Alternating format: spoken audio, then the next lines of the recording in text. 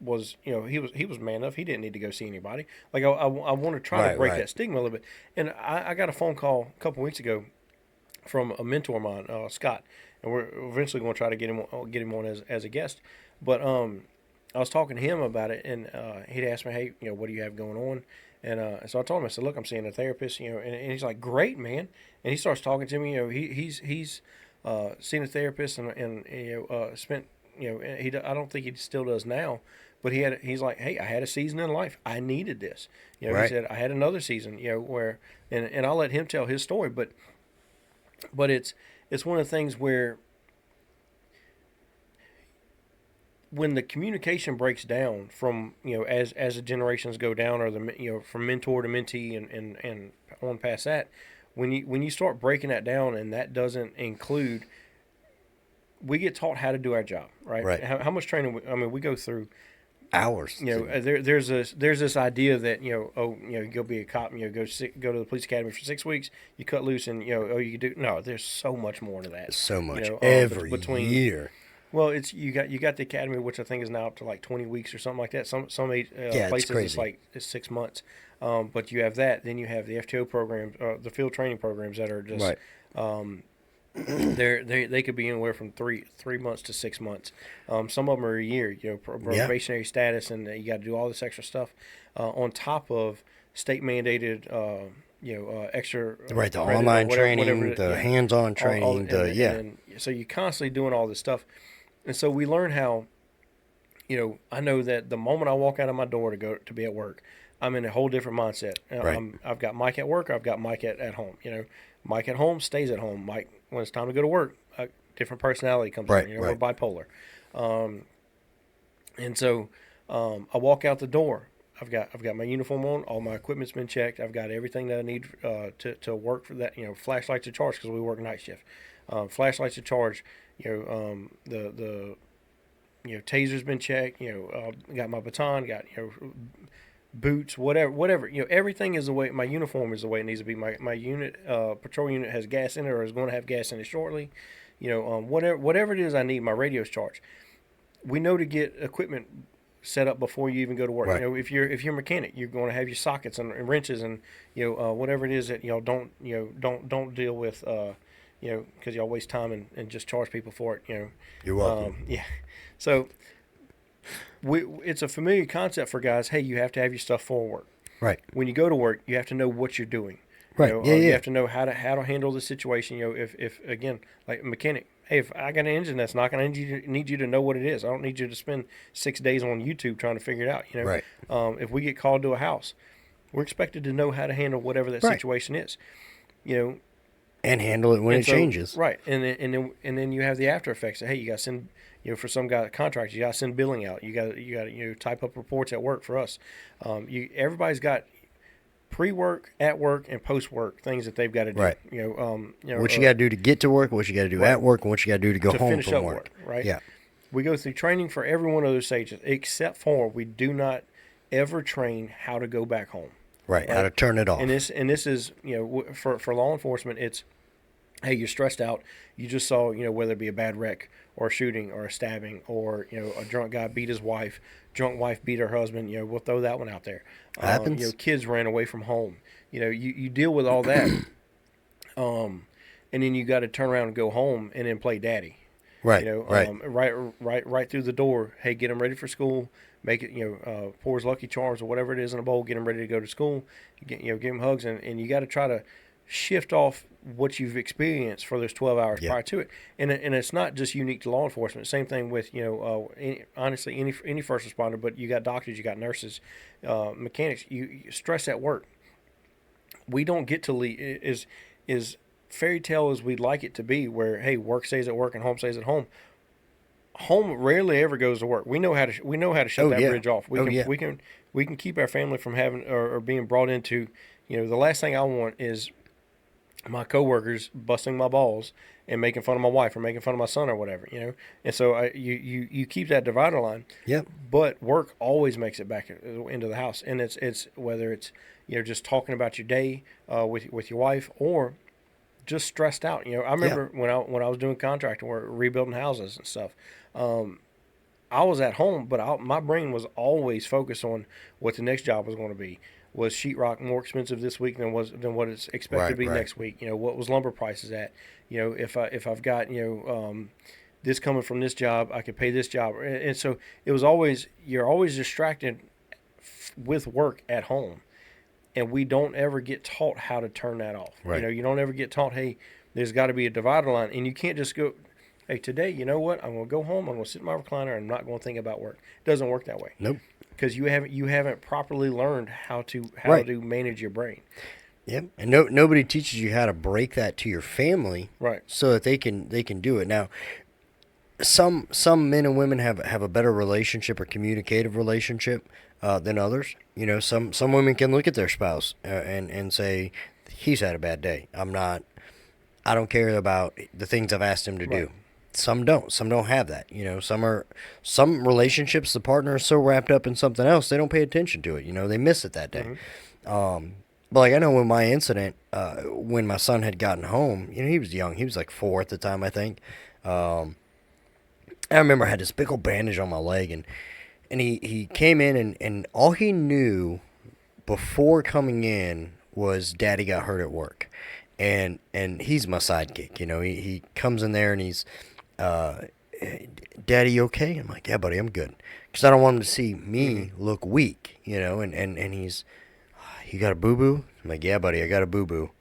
What happened? I was like, that bad guy got me. And he's like, you get bad guy? I'm like, okay, calm down, killer. Like, Right. what are we doing here? And so, it ties me into his understanding at that age, and I have to turn that off. I can't be mad at that guy. I can't let him know that I'm angry at the guy that shoots me, because I don't want that to pass on to him. I don't want him to have a hate in his heart at that age, and it was cute because he ended up the rest of the day, he put a bandage around his leg. Like, I've got a picture of it where we're just laying in bed and he's got his little bandage leg. But it's hard to do that, and that's why, like, some of us, when we have those days at work that we get home, we sit in that driveway for that 10, 15, 30 minutes, just trying to come down. And it's like, I don't want to walk into the house with this weight on me, because this weight needs to stay in this car. It doesn't need to go into this house, because that's how my work demons become my home demons, and then the family has to deal with that, and that's it's a hard balance because nobody teaches you how to come The home. demons you have in the driver's seat of your car do not need to know where your recliner's at. That's right. That's right. We keep those demons separate. We don't, it's something that you can leave. It was something I saw. I don't remember if it was a movie, a TV show, whatever, but there was a tree in this front yard or whatever, and the lady, like, points to it and she says, your daddy planted that tree 20 years ago. And when he planted it, he told me it would grow on all of our problems. And the young girl or whatever, she's like, what do you mean, Mima, or whatever they call old ladies. And she goes, every day when he comes home from work, he stops at that tree. And he grabs a couple of leaves, and he wipes all of the day's problems off on that tree. And about that time, you see this old man coming up. Sure enough, he grabs the leaves, and he wipes them off.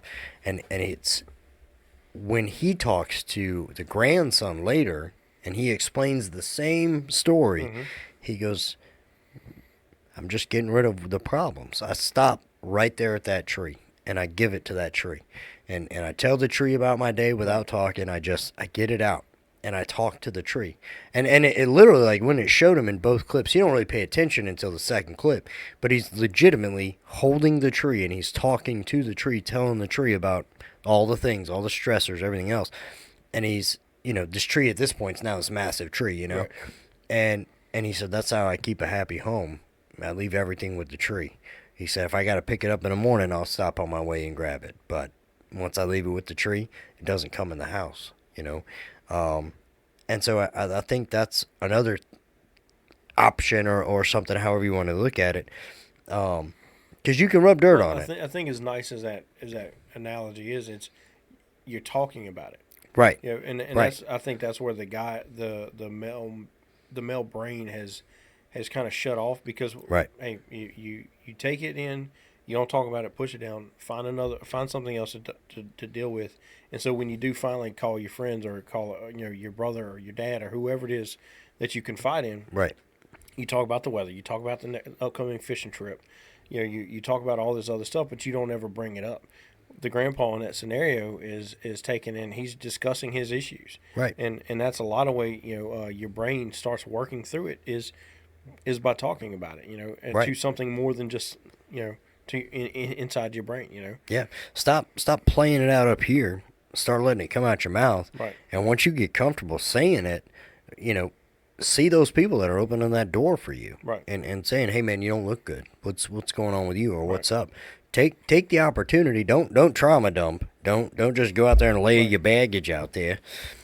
But ease into it, and eventually, if enough of us start doing it, all of the other diehard guys that are stuck with a bottle full of every painful thing in the world, eventually they'll start to unscrew that cap and let that emotion out and let that pain and that suffering out. And we're not striving for a softer male generation. We're not saying that at all. And that's the thing, man, is we're not trying to take the Miss America approach of I want world peace. Right, That's no. not what we're No, trying to. yeah. It's just trying to normalize talking about it. Right. And that's because that's where you get a little bit of I don't think I'm going to go down that path. Right. And that's where that's the goal is just hey find another route. Yeah. Understand that hey you're not the only one here, and maybe we can address something that way. But yeah, I don't think we're not pushing to be this big Softer man. Yeah. Like we fully. The world needs warriors. Right. Right. But then it needs good warriors. And, Right. Guys who aren't going to just leave everything and then not know how to function afterwards. Right, and that's where like we had talked about the other day. If the United States government could find a way to appropriately address the male traumas and battles that we fight mentally and emotionally, you could keep and make stronger fighters and keep your active military and keep your good cops and your good firemen and stuff like that, because you have an adequate way to handle the traumas that we experience. And granted, we know we're going to experience it, and I say that. To some degree, you don't know. To some degree, you don't know what trauma you're about to walk into. Yes, it's your job to respond to these high-stress calls, but you don't know what's behind door number one. You have no clue. And some days you walk in and you just go, oh, shit. This isn't what I expected to see today. Redo. Right. Start over. Dispatch, send somebody else. I'm not here for this. And so we're not advocating to weaken the male masculinity. We're not saying don't be a warrior. We're not saying don't, for some of you out there, don't be an alpha male or whatever. But you've got to remember that you can't always be the strongest rock in the world. And that's the thing is when you look at how many, between first responders and military vets and even just regular guys, how many very strong, very determined guys who check out. Right. And if you could, the goal is not to tell them guys, hey, look, to prevent this from happening, we're going to eliminate what you've done, hey, for like soldiers. Whether we're taking the politics out of why we were in Afghanistan, right? Taking all that out, looking at a basic picture. High school guy signs up in the military, goes overseas, gets shot at, does some shooting, comes back home. He's got some demons, and he ends his life. Right? That story gets told 1,000 million times. Yeah, but it changed. That's the basic nuts and bolts of it. Rather than saying, hey, we're going to eliminate the ability for you to go from high school into being a soldier, because that part's needed. Right. You can't eliminate the ability or the need of going into the battlefield. You've got to find a way where hey, he comes home. He gets the attention that he needs. Right. You don't get 3 to 6 weeks and surprise you're off on your own. Right. oh, by the way, the VA will get with you and get you some medical help in 6 months or a year, or maybe Right, when maybe they get 3 years, around or to it. when they get around to it. In the meantime, here's $25 for a bottle of Jack. Right, right. And Self-medicate I will get wonder to why you. we go down this road. Right. And so the goal is not to say, hey, don't go be the soldier, don't go be the cop, don't go be the fireman or the EMS worker, Right. don't go be the guy who's who's doing all these very high risk jobs. But you got to have those type of guys. Yeah. But you got to also change the way you're teaching them, of saying, hey, this isn't going to be all you do, because you got some great guys in the military. Let's transition to law enforcement. You got a lot of guys I know that spend 5-6 years in law enforcement, and they're like, hey, I'm done. I'm walking away. I'm not doing it Right. anymore. Had there been steps in there where you didn't have to wait till a critical incident to get Right. mental help, and if it wouldn't have been, you wouldn't be ostracized if you got it, then we might have had somebody who was a good cop stay for the 20 years. Right. Not only stay for the 20 years, but be able to affect future officers, Right. and future families, and people that they come in contact with.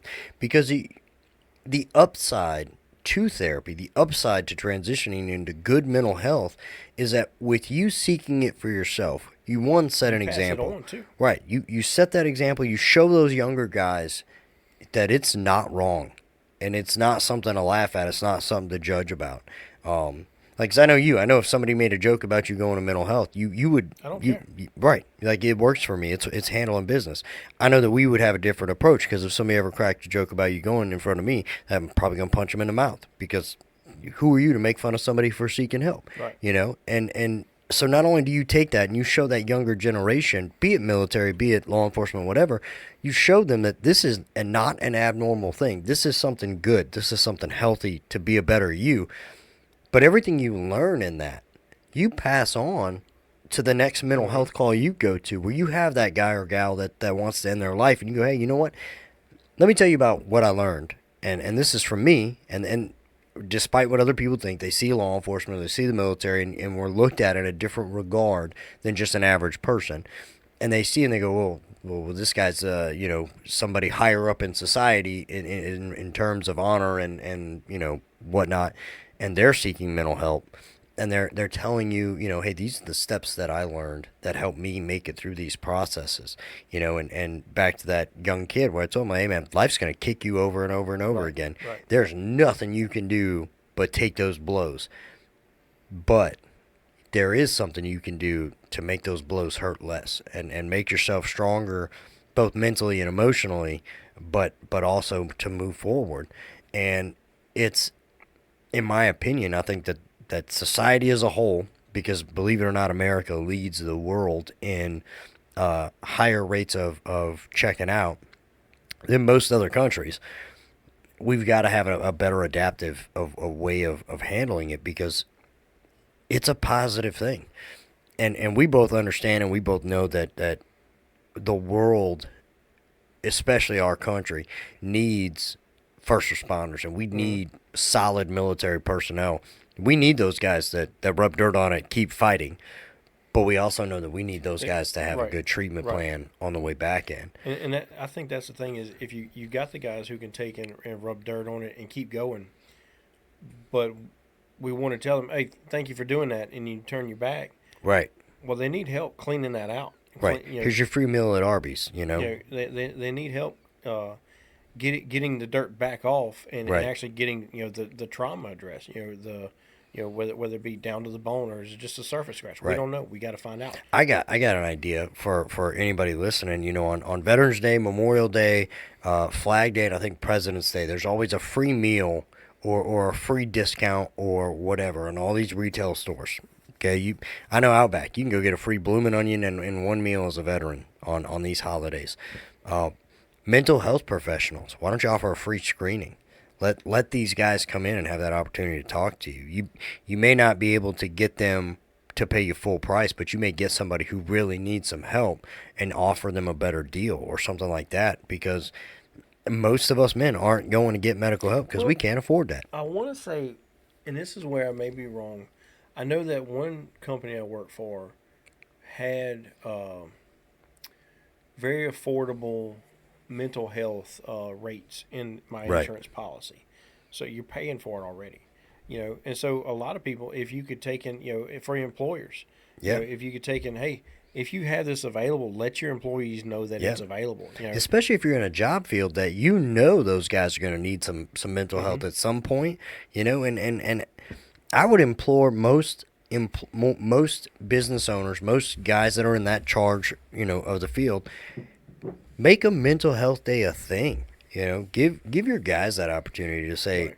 I just need a day to check on me, and let them have it. It's in my opinion, being on the bottom of the totem pole, looking in several points of my life. If I had ever gotten looked at by the boss and said, "Hey, you gonna take a mental health day today? You're gonna go home. You're gonna do just you." Well, no, You know, normally it happens, but what the way it happens now is, oh, hey, I'm pack your old. stuff. You're going home. Come back next week. So you get suspended. Right, right. That's the story of Yeah, my life. that's the I got that's that the one in the mental health thing. bag. But and all joking aside, obviously this is something serious. I don't want to keep beating a dead horse with it right now. Right, This is going to transition into our next episode. It's going to be is titled Monsters. right, That it'll be dropping next week, and it's going to be we're going to talk about hey. One there's a fascination with guys with monsters, whether it be right. Bigfoot or werewolves or vampires or whatever. The movie industry makes billions of Mine dollars is zombies. every year about it. And so we've got all those. Everybody, guys have zombie apocalypse plans. Oh yeah, they know what weapon they want to use and all this other stuff. I can make it And to so Mike's house in we're 16 minutes. going to be joking around about that. But we're also, because hey, we're not necessarily a joking podcast. We're not here just for humor. We're also going to reference, or show, hey, there's a point where the little boy that you had, Right, that innocent growing up, child inside of you. that there's a part where you don't remember exactly when it happened, or you may, I don't know. But he transitioned into the person you are now, where Right. for a lot of the people that we deal with who's reached out to us through text message and phone calls, because nobody sends us emails Sons ever. of bitches. Still hate y'all. But they're like, at some point, I became the biggest monster for myself. We become Right. our biggest critics, Right. and that's why one of our friends told me, he said, hey, I'm going to pray for you that you are able to show yourself the same patience and that you're trying to show to other people, Right. because we become our biggest monster, Yeah. you know, And it's not a euphemism for us saying that we're monsters and we're badasses. no, no, It's that honestly, the monster we were scared of as kids is not anywhere near as scary as the darkness that we find ourselves in. right, In here, inside of ourselves, and so we essentially become monsters to ourselves, and it's scarier than the boogeyman. It's right, scarier than a zombie apocalypse. It's that's where that episode is geared towards. Is you becoming somebody and not realizing when that transition started to happen, right, and when it went full on, like there was no coming back from it, and that's the way you feel, and how to break that. That cycle of events so that your sons, you can continue to help them be that little boy, that innocent, adventurous, right. As wild long as child. possible. Right. And so, with that being said, number one, we hope everybody enjoyed their Thanksgiving. We've got Christmas coming up. It's right around the corner. Don't be a Grinch. And leave us a comment about Mike's stupid outfit. Yep. Leave us a comment. Send us an email, coffeeandthebull@yahoo.com. We do want to hear from you, whether it's, hey, great job. Hey, this is helping. This is not helping. Why can I we wish only y'all see would talk Mike's about face and this. hands? Whatever it is y'all want to talk about, send us an email. That's what we want to hear. We want to be able to reference. If you haven't done so yet, stop being lazy. Hit the subscribe button. Hit the share, comment, Follow, whatever it is. all that. All those different things. You can catch us on Spotify, on Facebook, on TikTok. We're going to be on, or we're already on YouTube as well as Apple Music. So we're on every platform that you could find us, listen to us, everything else. And every single one of those platforms has the ability to share. So if you got a friend, or you don't have a friend, you want to make some friends, find our followers, follow them, share everything out there to get our word out and our ability to help other people out that may need this information. So for now, Wait, you got to tell them what the email is. I already told them an email. They did. Coffeeandthebull@yahoo.com. What was it?